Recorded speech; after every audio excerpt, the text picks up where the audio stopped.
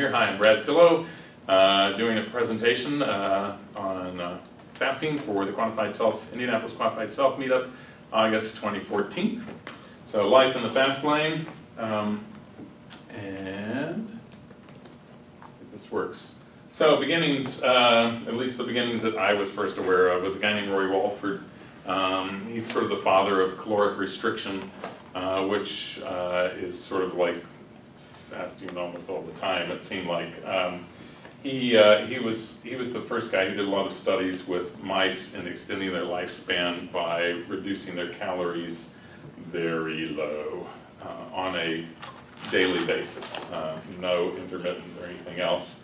He was a big proponent of this. You should read his Wikipedia. It's kind of interesting. I did not realize it. There are a few interesting tidbits up there about have nothing to do with quantified self exactly, but one of them was when he was younger, in 46, somewhere in there, he wanted to go to med school. He and another guy went, and they're actually written up in a book, and they did statistical analysis of roulette wheels at different casinos. He actually paid for his first house and his medical degree from his winnings on that before they caught them and kicked them out of the casino. So that's kind of neat. The other thing that's kind of cool about him is he was the head of the second group that went to Biosphere 2, which is this big domed like greenhouse thing out in Arizona. If anyone remembers it, the idea was try to make self-sustaining things. They were trying to look at this for, space and missions and things like that. Actually didn't work too well. They were not able to produce enough food to eat, and hence that's sort of when he convinced everyone else to go on the caloric restriction diet.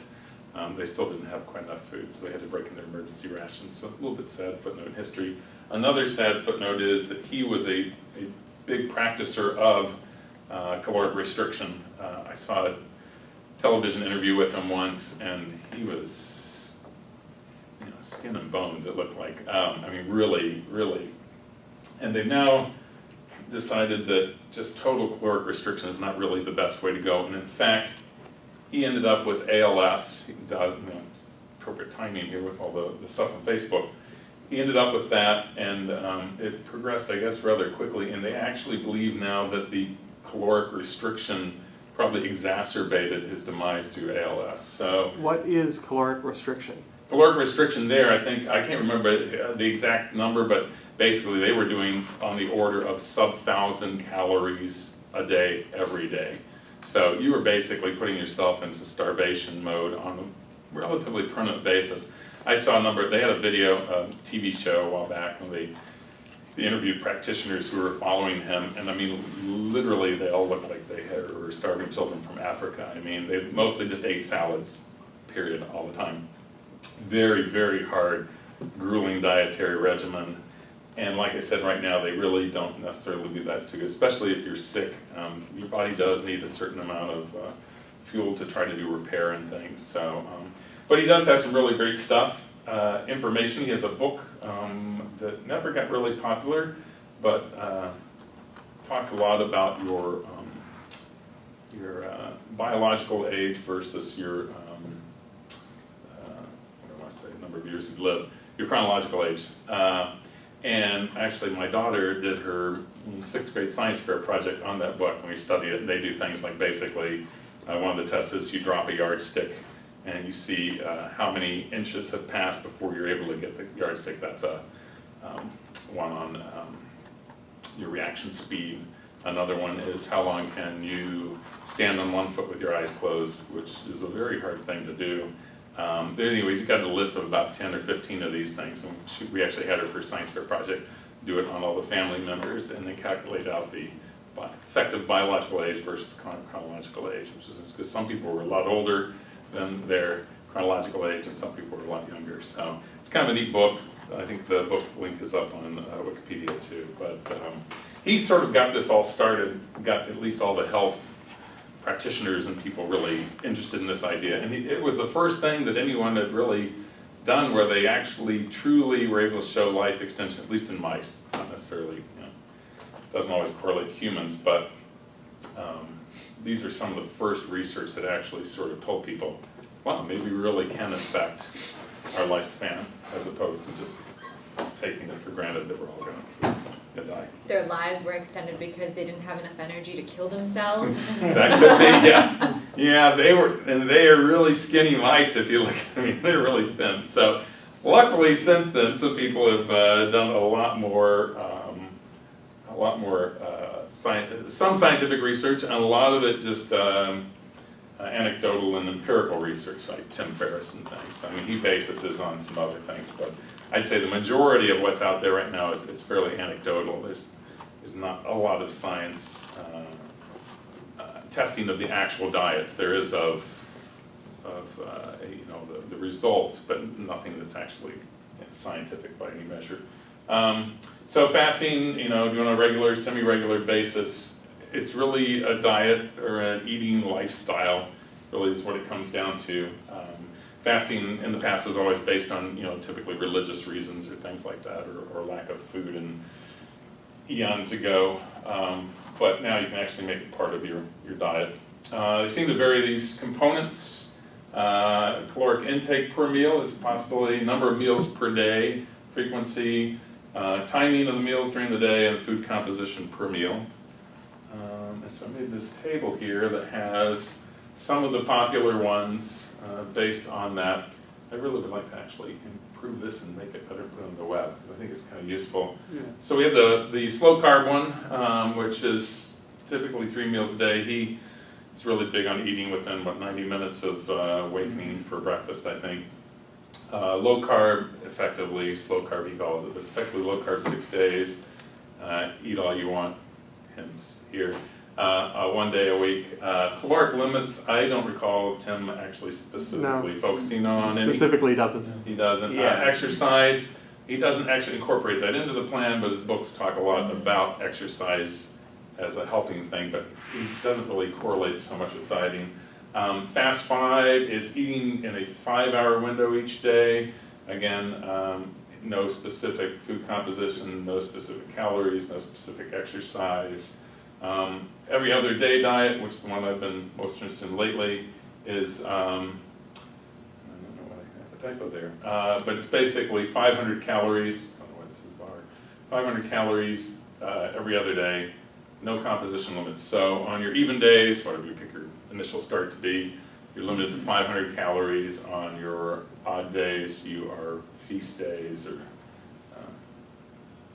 whatever you want to call it. No specific exercise with that. Lean gains is another one, eat in an 8-hour window. That's the one I've been trying to do for the last year. It says whole unprocessed food. I don't stick to that. I go with any composition. Caloric limits, they try to keep within a certain window. I can't remember what it is. And then this is an exercise guy, so he tends to throw up on exercise. You can look up any of these on the web and by the names of the people underneath. Eat, stop, eat. Fast for 24 hours, once or twice a week. No composition limits, no caloric limits, and no exercise. I have done, and Dale's going to talk more about his actual fasting experiences, I've done a couple of 48-hour fasts. And I think they're probably really good for you. I think they probably even have a different set of effects than the intermittent being every now and then, full-time fasting. But they're a little hard to do, and socially sometimes they're hard to do with your calendar and eating with other people.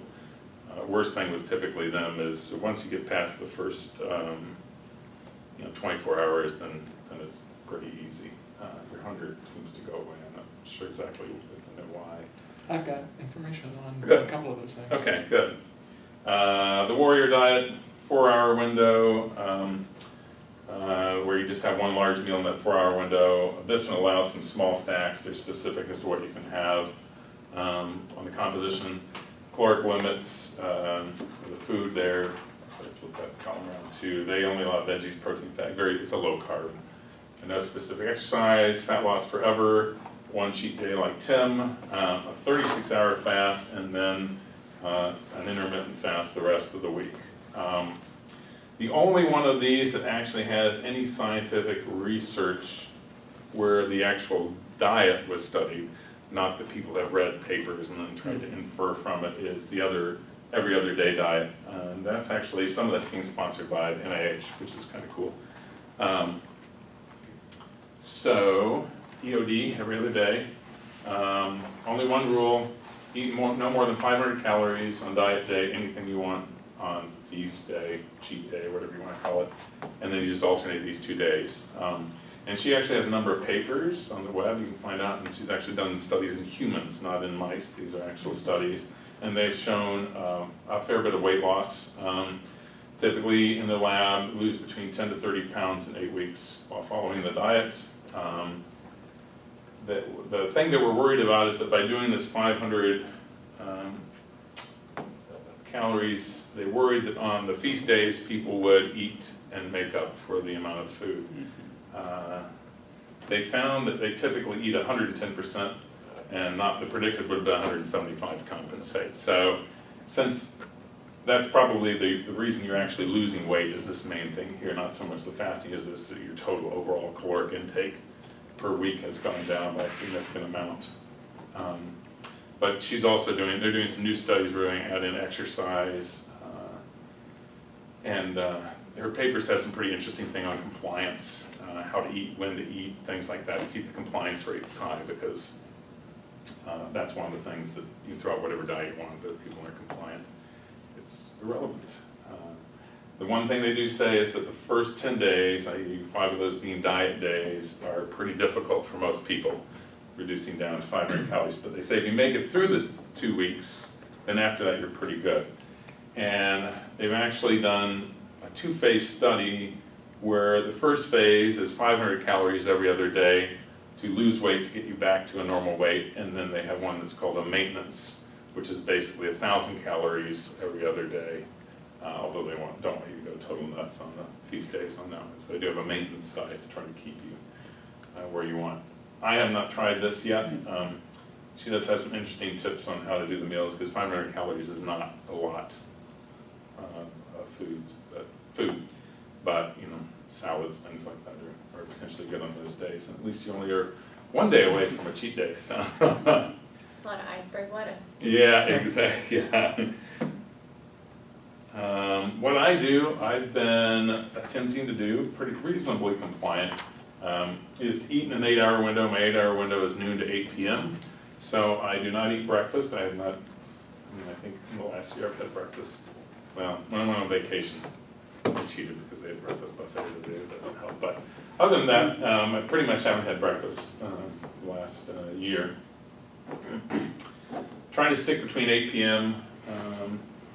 That's a good thing, because a lot of times at the end of the day I'll get done programming 10 or so, and then I'll want to go watch a little TV to chill, and that usually means I want a snack too. So if I try to stay with this, I tend to not do late night snacking, which is also good for my sleeping as well. I usually just have a cup of green tea for breakfast, so it's not a lot.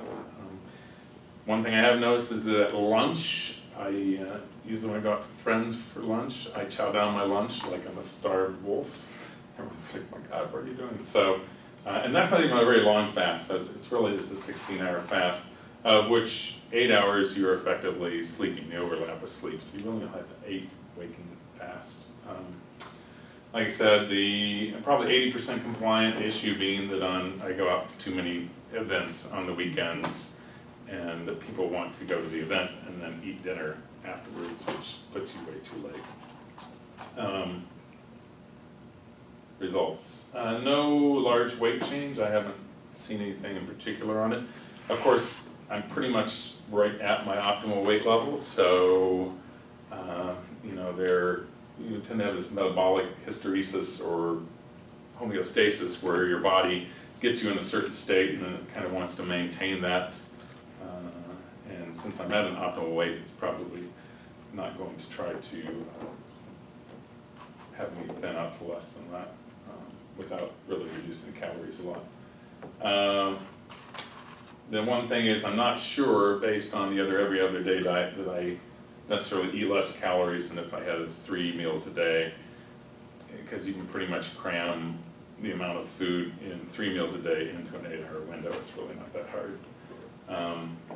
And like I said before, I've done some 2-day fasts. Need to try that again. Important act. I need to fix that. That's what happens when you do presentations at 12:30 in the morning. Wherever you should track calories, conservation of energy is a very, very cruel mistress. I have not done that yet, but I have one friend who at one point in time took an iPhone app and started tracking everything that went into his mouth. And that is the only thing I've ever seen him lose weight on. He unfortunately stopped doing that and his weight came back. But I think if you really want to lose weight, you have to track every single thing that goes in. It's really burdensome to do though. It's burdensome, yeah. And then you have to ask yourself, do I really want to eat that? Because I have to log it in. You do. Well, and That's maybe that will actually help with the really diet. Maybe that helps with the dieting. If you Yeah. make food a painful event, then you'll eat less of it. So drink lots and stay hydrated. Everyone will tell you that. Tea and coffee seem to help with hunger. I drink a lot of green tea, and for some reason, if the tea is hot and I put something warm in my mouth, my body associates that with like cooked or warm food. It seems to help with my my hunger. I don't know if that's true of everyone Caffeine is else. also an appetite suppressant. It is. And usually I drink green tea, which has almost very little caffeine in it, so I don't know. But there's something about drinking the warm, and I know during the summertime a lot of people don't like to drink warm drinks, but it seems to make me feel like I've had a cup of soup even though it's not there or something. So if you're going to fast a lot, you really need to be careful about your minerals, vitamins, supplement, because you don't want to screw your body up. Especially if you're going to be working out while fasting, which they think is a pretty reasonable and potentially good thing to do these days. In fact, there are a number of different things if you look on the web where people try to tell you how you should time coming out of your fast, where you exercise and when you eat, to try to get the most gain from the food you're eating and having your body try to take as much from your fat stores as opposed to your glycogen stores. My biggest issue if I really want fasting is I just probably cut out sugar. I'm a sugaraholic. I admit it. I'm not on a step program for it, but I do like sugar. So Brad, how much of this this particular approach do you think is biological and more about a habit that sort of fits your lifestyle? So what I mean by that is your body really know you're fasting if it's really kind of the 16-hour fast? They claim that 16 is the minimum. I have got research on all this. Okay, I might be okay. able to answer some of Okay, these yeah. questions. Oh, there's differing opinions on things, but it seems to be, people seem to believe that you have to have a minimum of 16 hours to where your body will start pulling, for your glycogen reserves to go away, for your body to start pulling from your fat reserves. I think that minimum is really a minimum. I think once you go beyond that, no, some days I'll do 18 hours. You know, if I'm not, I won't just force myself to eat if I'm not hungry or starved. I usually don't go much over 18, 19 when I'm doing this, the thing I'm on right now. I don't know. I think part of it is the fasting, how much time you aren't eating, but then it's also your overall average caloric intake. So, you know, if I fast one day and then I eat twice as much food the next day, yeah, you got, on the fasting day, you got some health improvement, I think, just because of things that happen in your body due to fasting, which Dale will probably talk more about.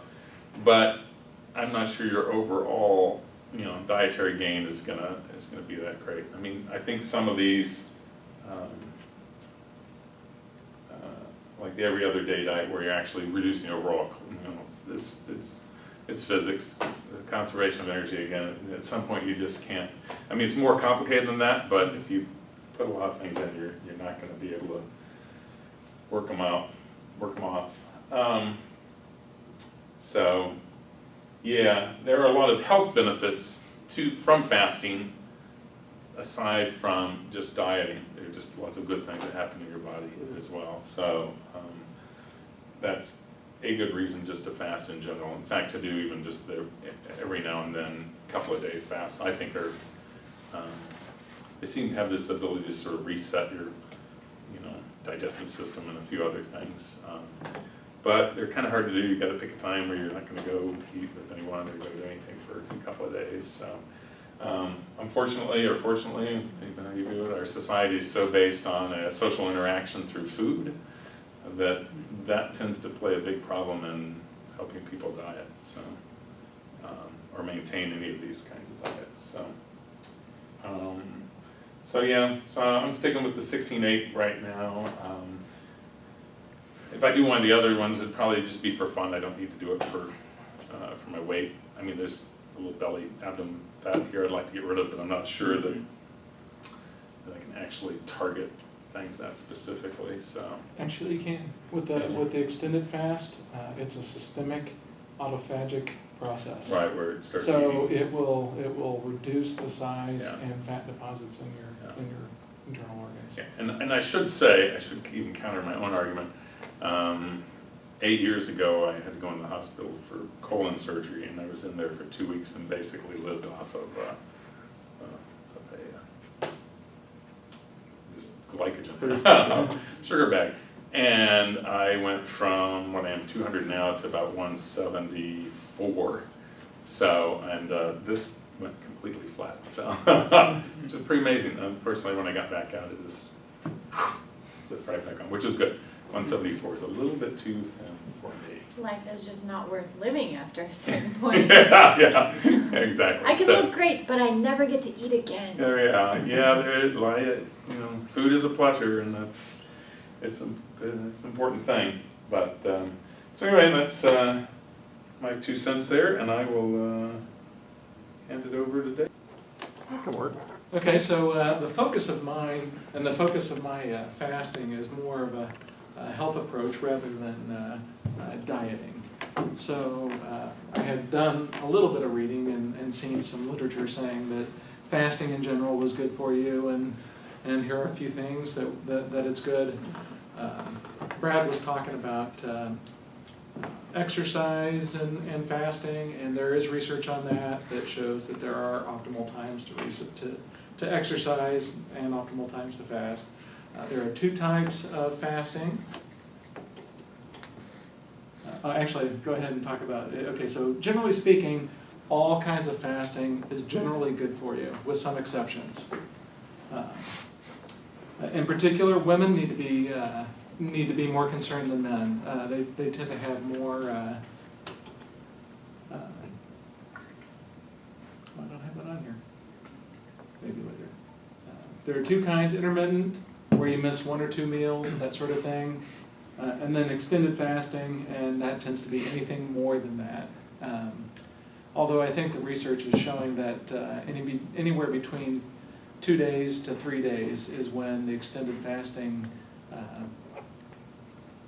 changes start to occur. Intermittent fasting moderates and is moderated primarily through hormonal response. That means that the lack of food will start changing your hormone balances. And we're not just talking about sexual hormones, we're talking about the entire gamut of hormones. As I said, it tends to impact women more negatively. They say that for women that reduced calorie intake is better than no calorie intake, and that it also tends to positively impact men more, in particular with putting on muscle mass. And then of course I'm hangry, and that is due to the hormone ghrelin, which is produced in the stomach. And what will happen is as you fast, the initial response is to produce less ghrelin. It is the body's hunger timekeeper, so it knows when you're going to eat next, and it moderates that for you. And as I said, in this case, in this particular type of fasting, it simply reduces ghrelin, and the effect for extended fasting is different. Intermittent fasting improves insulin tolerance. So if you are not a diabetic, it will help. It will, if you're pre-diabetic, it will help you move more towards getting into a safer zone. Combined with exercise, it increases IGF-1 and muscle building, in particular for men. It improves mitochondrial efficiency. This is very critical for athletes, and I'm surprised that this research isn't more well known among athletes, because mitochondrial efficiency is ultimately what the athlete is after.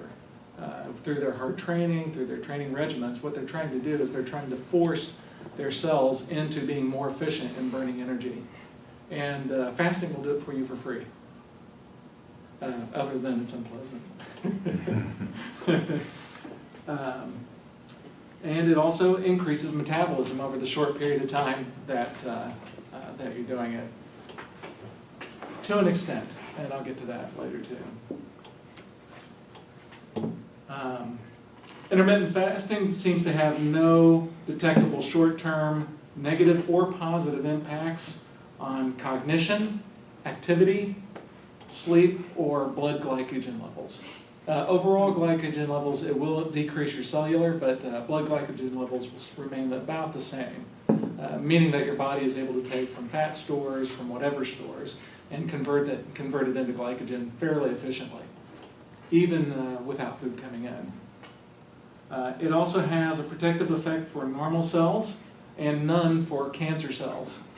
So as you start moving into the autophagic processes, your normal cells will resist it and the cancer cells will tend to die.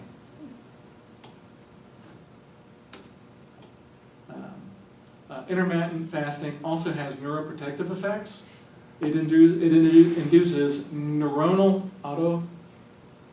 autophagy, which is a strongly neuroprotective effect. So in essence, your brain goes through, cleans out the dead cells, cleans out the old cells, and regenerates with new cells.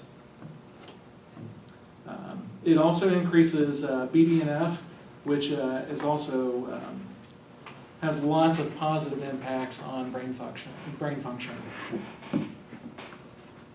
So extended fasting. Okay, this is we're fasting between 48 and 72 hours.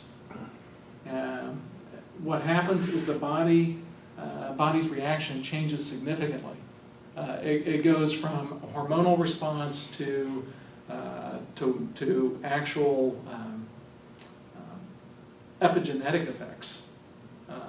It actually changes the way that your body functions over the long term. It triggers whole body systemic autophagy, neuronal, endocrinal, blood cell counts, and in your organs. Ghrelin, the body's sensitivity is reduced. So as you do the extended fast, what will happen is in future fasts, your body will not be as hungry. So your hunger levels overall tend to dissipate. It also reduces PKA and IGF-1, which are both hormones related to longevity and youthfulness. And interestingly, reduced IGF means that you'll have reduced muscle building and muscle mass capabilities. So there's long been known a trade-off between essentially strength and longevity.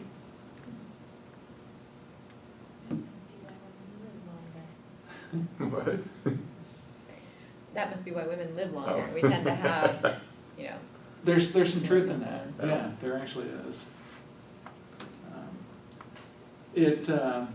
Extended fasting increases immunoprotective effects against chemotherapy. It reduces chronic inflammation. In particular, the study that I looked at was for rheumatoid arthritis. And then causes permanent epigenetic changes that can be passed to your grandchildren. It's been determined that it can go as far as that. And that was that was determined from a study in Finland in World War II, where the women had undergone severe starvation over a 6-month period or something like that because of the Allied blockade to the German occupation. On the other hand, you don't want to fast too long, because after between 72 to 84 hours, the body actually begins to shut down. So its ability to continue producing glycogen is significantly reduced at that point. So my experience with extended fasting is the first day really was the only day that I felt hungry, and it was significant. But after that, it became a lot easier than I thought.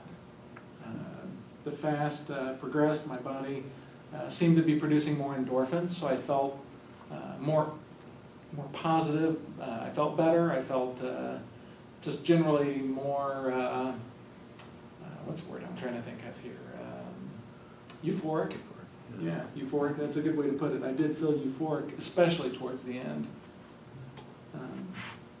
On the last day, I felt really good, although I was having trouble concentrating and was a bit spaced out. That was on the first time. The second time, I added some exercise, and I thought that I added enough calories. And in fact, at that point, I think that I moved that 72 to 84 hours up a bit.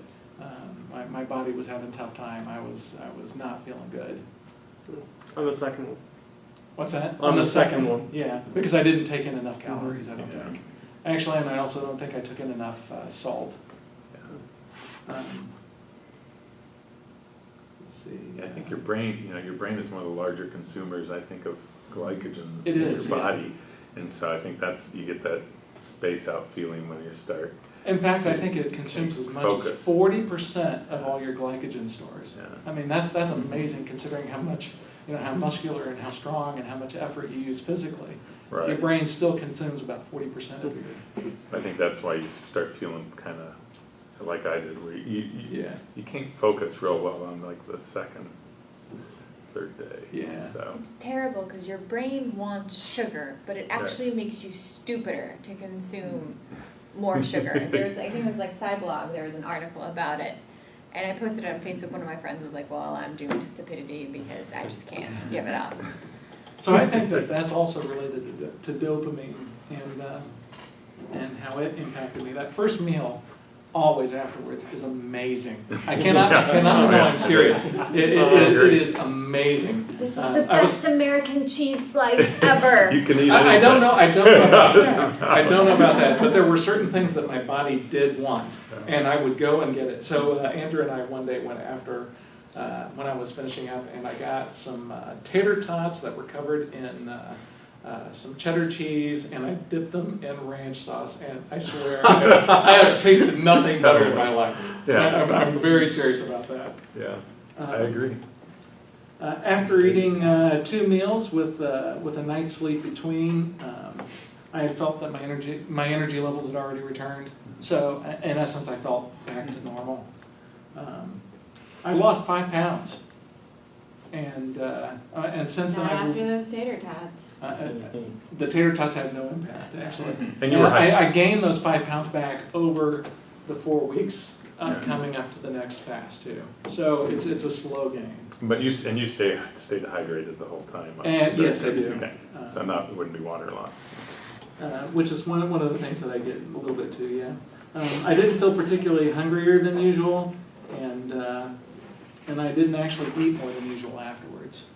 So that first meal I did, right? It's like, oh yeah, oh my god, Then you shove it leveled in. off. Yeah. Yeah, and then after that I was okay. In fact, I felt kind of unpleasant, and I think it's related to the dopamine system kicking in over the endorphins. I think that dopamine is not a pleasant chemical. In and of itself, I think that endorphins, the exercise and whatnot, that's all good. But as soon as you do something like that's reward based after, say, a hard workout, you'll find that it's actually kind of unpleasant. Yeah, I think when the dopamine goes away is when you get the spike, And it's way worse after it goes away. Yeah, it's a drug. Yeah, when it goes away, withdrawal. So I'm convinced that I absolutely have to replace calories from exercise. It is a huge negative impact. Sluggish, significantly mentally distracted, unable to work, difficult having conversations, that sort of thing. And I absolutely have to replace salts and minerals. Just have to. The unpleasantness in my muscles was just beyond uncomfortable. And then At what stage was this? Of this your is with the experience? extended fasting. After like Working day. out. After end day 3, Okay. between day 2 and day 3. Okay. So exercising during that time period without having enough calories and without having enough salt. What was your total duration? 72 hours. Yeah. I would start eating the cats. Nothing would be safe. One thing I've also discovered is that I kind of want to minimize the number of hours that I'm awake and fasting on that 3rd day. Mostly because even though the first time I wasn't too mentally distracted, I was enough that it impacted my work performance. So I want to reduce that as much as possible. So I was starting after my supper and then going 3 days, and then I've decided that I want to actually move it up to either breakfast or lunch. That way, when I'm at work, it won't impact me too much. Any questions? So what persistent effects? Oh, wait, sorry, I got a couple more things. Chewing sugar-free gum helped a lot. Drinking tea helped a lot, especially with caffeine withdrawal. The stevia really helped with giving the impression of sweetness without actually consuming those calories. And then the biggest thing that I got of this is that food messages are everywhere in our society. Everywhere, constant. They do not stop. Listen to the radio, watch TV, look at the billboards, they're everywhere. So I just it's real easy to notice that when you're a little bit hungry, right? Yeah. Hospitality is measured in calories. That's That's right. Okay, so now the questions. Now I'm thinking back to your tater tots and cheese thing. Because I had to have a real good food message in about 30 seconds.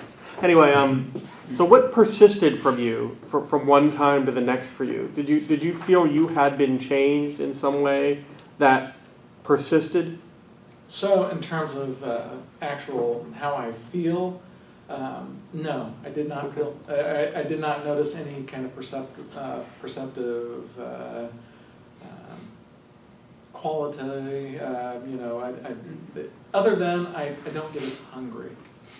And I think that research was one of the things that said the ghrelin, your body is less likely to respond to it. So. I think that, and I think one other thing that I did not, it's not something I necessarily feel, but something that I think I might be able to quantify is I haven't gotten sick since I've started doing it. Actually, I can't say that I haven't gotten sick. I think that when I get sick, it's actually very minor now. Maybe some sniffles, maybe a little fatigue, but not the blowing my nose, oh my God, I can't get out of bed kind of sick.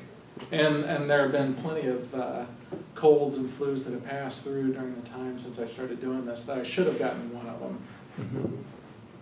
So this is the first time during the entire summer that I've not actually gotten sick. I'm starting next week if anybody wants to join me starting Sunday. We do have the social pressure to kind of to go out and eat. That's one thing that Brad was talking about. And me, I didn't care. I went out for the socialization anyway. I just didn't eat. Yeah.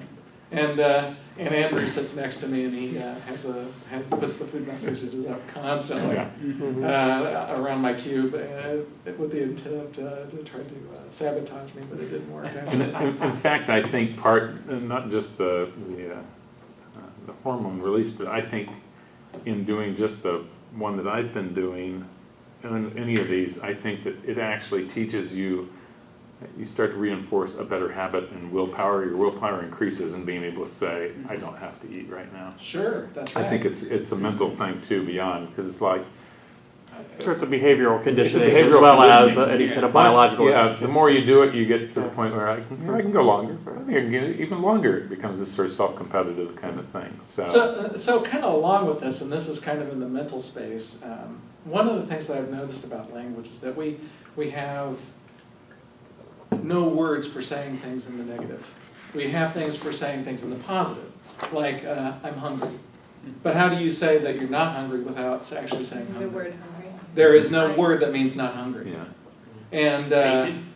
I'm Huh? sated. Yeah, sated. Yeah, sated. I'm sated, But it's such an it's an But it's obscure not- term. Right, Yeah, yeah, yeah, it's sort of Most a, people Yeah. go. yeah.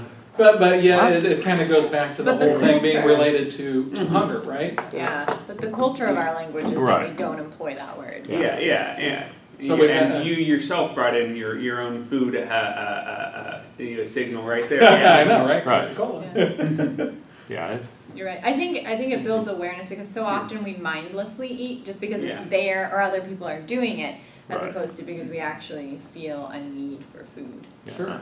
So I was thinking about how I would manage, as I'm hungry and I'm feeling those hunger pains, how do I say to myself internally, I don't need to eat.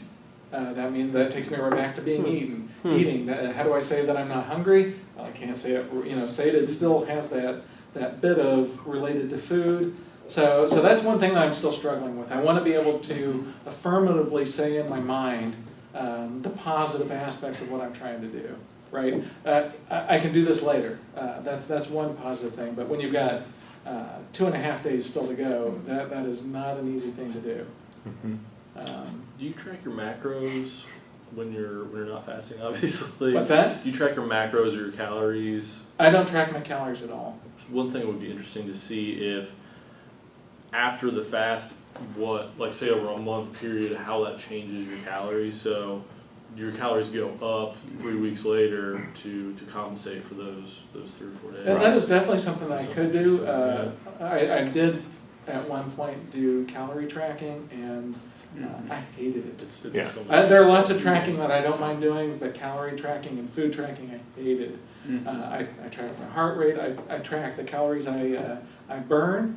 That's one of the ways that I kind of know how I can track. How much food should I be putting in myself after this exercise.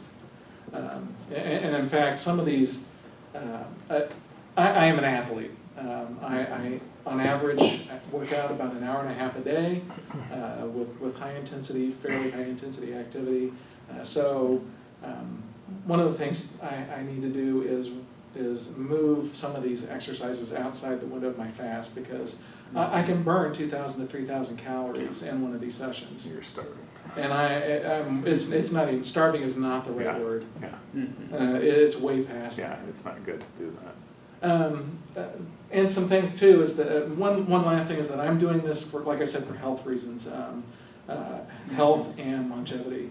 There's no question that in the mice models that these long fasts are significantly increasing the life of the mice. It also seems to be increasing the youthfulness of them. And a friend of mine that does cellular biological research, she says, well, it's likely due to the fact that your body is doing all this autophagy. That means that the cells are being replaced by stem cells. Essentially, you're starting back at your full length on your telomeres.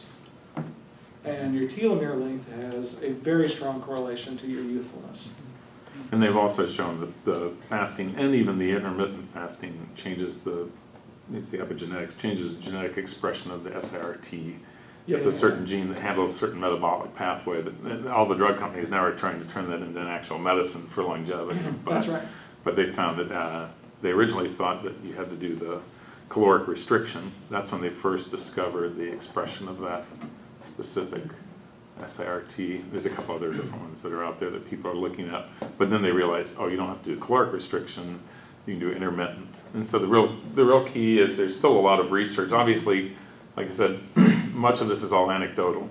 And I encourage you to look at the one gal that's every other day, because she's actually doing research that's being funded by the NIH. So he says for his it's anecdotal. I have about 20 references citing PubMed and nature that can be used, Yeah. which I'll also post up with the.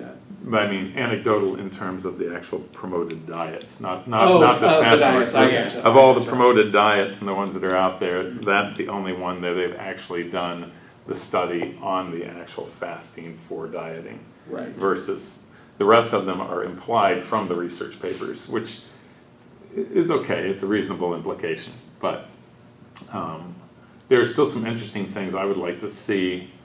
And like on the one with the every other day, they're going to start to incorporate exercise and timing of exercise and trying to do a study on that. The other thing I'd be interested to see, and they've come up with this 500 calorie, and they tried a number of different calories on alternating days, and that seemed to be the optimal. I'm also curious about not just the calories, but insulin spiking and what the composition of those calories are. So what's the important There part? is research on that. Yeah, and there are some. I'd like to see it in some actual human extended things where try some where you're spiking is this all about not spiking insulin? The slow carb is really a lot about, let's keep our insulin not spiked for 6 days. Is it about that? Is it something else? In this case, Is it it's calories? insulin resistant, or insulin, what is it, insulin tolerance or something like that. Right, yeah. So intermittent fasting has been shown to Right. increase Sensitivity, I in- think. Sensitivity. insulin Yeah, sensitivity, right. yes. Yeah, and another thing is if you do a fast, and yet I eat like rice cakes or something that has like near 0 calories, it's basically air, but for somehow it makes me feel full. Does that change the actual fast? Is it total calories? Is it insulin, or is it just having something in your stomach that's triggering a hormonal reaction? There's still a lot of fascinating things that they need I to study. actually, some time back, had seen some research that discovered that it doesn't matter, sometimes when you eat, the act of chewing Right. and the act of salivating actually changes hormonal responses. And I've seen things like that too. You can spit it out, and yet it still changes the Yeah, whole. it still changes, Well, that's yeah. the whole thing about that they say is really bad about artificial sweeteners. Yep. Is that artificial? You might as well just go ahead and drink the real thing, because the artificial sweeteners effectively trigger your body into the same mechanism as before and everything. So, aside from all the other bad issues that, at least in my humble opinion, artificial sweeteners have, other than things like stevia and things, but.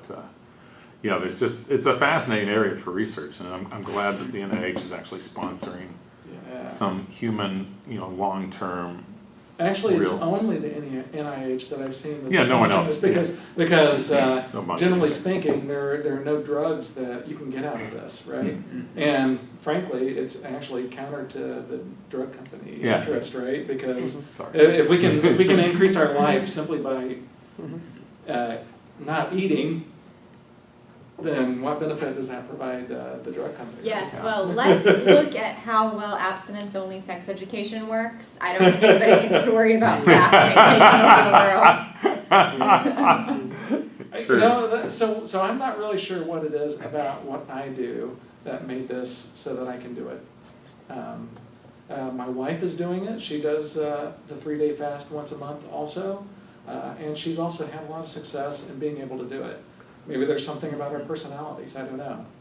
I think once you make it through one, you realize, I'm not going to die. Absolutely. I'm good, everything else, it So suddenly changes. The your first ability. time that I did it, I was really dreading it, really thinking, oh my God, I'm not going to Scared. be able to make this. Yeah. I get through day one and I'm like, oh, I can do this. Yeah.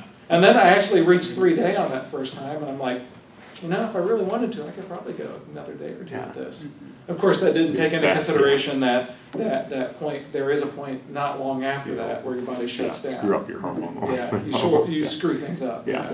So that's what I was wondering about. So there are quite a few of these fasting clinics that people who are very sick believe very strongly in, where you can go and spend 2 weeks, 30 days. They'll monitor you carefully. They'll manage the amount of light you have, so you're all that sort of stuff, because you're right.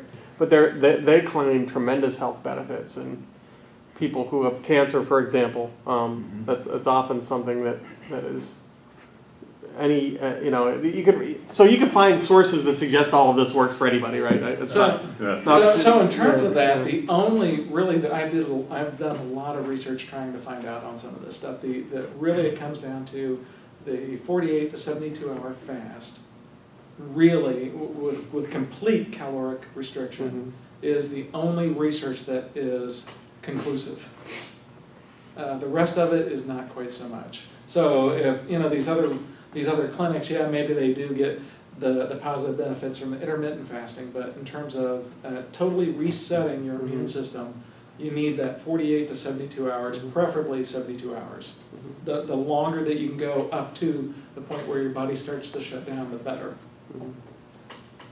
There was also another interesting, I was trying to find it for the reference I had a few years ago, that there's a researcher who was doing work on every other day protein fasting.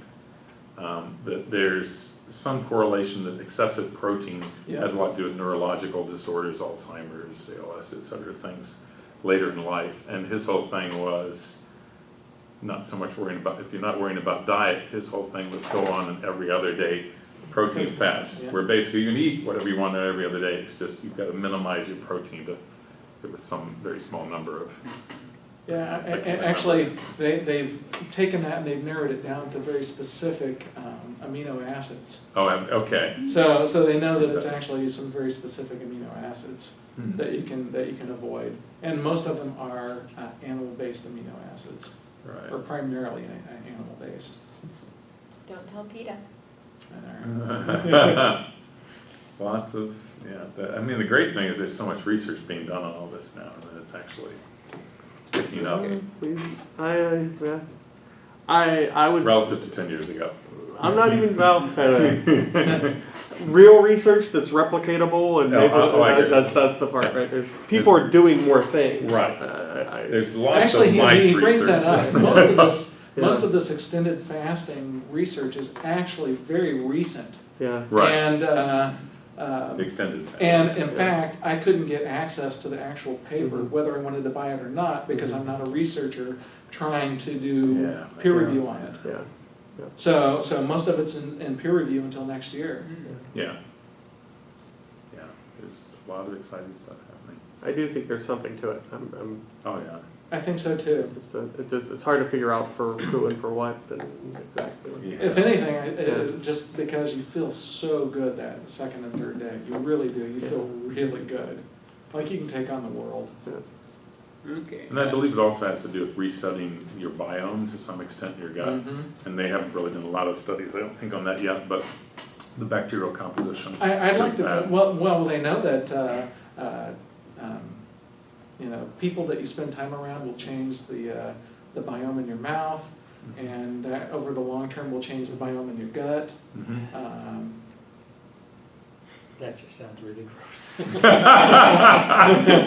He says as he sips on his so water. If I know anything about fasting, I really know about So gut. instead of biome, would you like gut flora? Does that sound better to you? No, it's actually the part about the people you hang out with. Changing your That's the biome. part. Okay. Yes. Okay. The people that you hang out with changes who you are, and not only that, but they know that this gut bacteria has direct connections through the vagus nerve into your actual conscious processes. So you can really think of these external bacteria as another organ. Yeah. Some people like to think of the gut as another brain, a portion, And as because another the number of brain. neurons that are in there and Sure. things that it's pretty large. So Do you lots see, of fascinating. Do you see a heart rate response change over the fast? Just resting? Not really. Other than the fact that that third day that I wasn't able to get up and move around. I think my heart rate did spike a little bit faster on that third day. Typically at least on a short fast, I know that your resting heart rate should go up because you get a sympathetic nervous system response from being fasted. Probably could have. So that's actually a positive too, in that your heart rate variability is a core This one's a long determinant of your overall general health too. The more variable your heart rate is, the better it is. Right. Not variable in terms of say over a one minute period, but variable over say a 10 millisecond time period. The more variable it is in that short time frame, the better. Standard deviation of the The standard deviation is high, the healthier you are. Okay. The questions I have is, now is like, yeah, you've talked me into, I'm gonna look into, how would, if you were starting again, knowing what you know now, how would you start, the fasting process? The practical of it, it's like, would you start on a Friday so you have fewer work days involved, or? Yep, that's one. It's not so much possible for me, but generally I would prefer to do it like start Friday at lunch, right? Eat Friday lunch and then stop until Monday at lunch. Maybe even take that half day off. My cognitive ability recovered very quickly after eating. The other is drink plenty of water, lots of water. Do not be afraid to drink the water. Drink and make sure, instead of water, sometimes I would drink VA juice because it has lots of salt in it. Let's see what else. Yeah, start at noon, go over the weekend. Remember that first day will pass. That first day will pass. And when you're in the second and third day, you really will feel great. You'll feel great. If you guys try the intermittent fasting, one thing you can do is take branched chain amino acids in the morning. So you're technically fasted, but you can get 15 or so grams of BCAAs like leucine, and that won't affect your insulin, but you get a little bit of a response. So it's like if you go exercise, you don't feel quite as terrible afterwards. Okay. Something to play I around with. remember one of the papers that I was looking at was talking about leucine, adding leucine will reduce the impact of the hunger. Right, muscle loss particularly. And muscle loss, okay. Yeah, And part of it is because they get, because of the ketones, the way that ketones are impacted in your body. It was well over my head on that one, but there was talk of leucine, ketones, muscle mass, not losing it, and hunger levels. Yeah, so that's why I drink BCAAs in the Okay. mornings rather than eating. So then I'll work out before noon. After workout, then I eat just a huge meal, and then it works a little bit easier. Chew gum, sugar-free gum. That really helped that first day. Okay, you said that, about doing exercise and doing calorie replacement. How? I would say don't exercise. This is a good Okay. article. I really would. It really, wow. Okay. Yeah, that was not good. If you did, you would want it to be low intensity. Very low intensity. That third day, getting up and walking around would be difficult. Okay. You'll feel good, but it'll be difficult. You feel like you're getting out of breath early. Your heart rate is spiking faster, that sort of thing. Just generally fatigued. Okay. And be prepared to be fatigued.